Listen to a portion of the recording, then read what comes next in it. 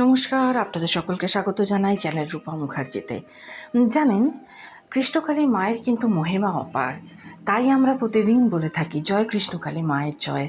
কৃষ্ণকালী মায়ের আশীর্বাদ আমাদের সকলের উপর সমানভাবে বর্ষিত হোক। ভক্তরাই কিন্তু কৃষ্ণকালী মায়ের প্রচার করছেন।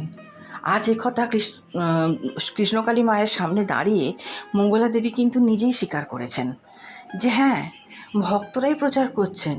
প্রথমে কিন্তু একজন দুজন ভক্ত আসতেন, তারা সেই মহিমার কথা কখনো অনলাইনে, কখনো নিজের পাড়া প্রতিবেশীর কাছে, আত্মীয় স্বজনের কাছে শেয়ার করতেন, এবং সেখান থেকে পাঁচজন থেকে 50 জন, 50 জন থেকে 500 জন, এভাবে ধীরে ধীরে ধীরে ধীরে আজ 50,000 জন প্রতিদিন আসেন।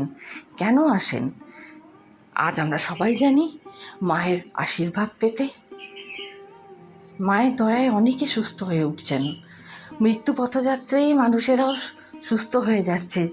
অপারেশন ছাড়া যাদের গতি নেই, তারাও সুস্থ হয়ে যাচ্ছেন।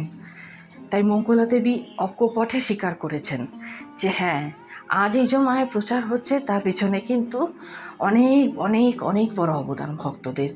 আমরা শুনে নেব মঙ্গলা দেবী এই বিষয়টি কী বলেছেন। তবে তার আগে আপনাদের কাছে অনুরোধ, ভিডিওটি ভালো লাগলে লাইক, শেয়ার, কমেন্টস অবশ্যই করবেন।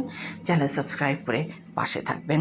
আমি এখন না মন্তেশ্বরের মেয়ে, না আমি বর্ধমানের বউ, আমি এখন জগতের মা। সেই জন্য সকল সন্তান আমার কাছে সমান। আমি চাইবো না যে তোমারটা হোক, তোমারটা না হোক। আমি চাইবো কি সবার হোক। সবার হলে কে কার নাম করবে? কৃষ্ণকালী মায়ের তোমরাই নাম প্রচার করেছো। যারা পেয়েছো তোমরা 8-10 জনকে বলেছো, 8-10 জন আর 20 জনকে বলেছে, আর 20 জন আর 50 জনকে বলেছে, আর 50 জন আর 500 জনকে বলেছে। এইভাবে তো কৃষ্ণকালী মায়ের নাম প্রচার হয়েছে। মা চেয়েছিল তবেই হয়েছে। মা না চাইলে কি কিছু হয়?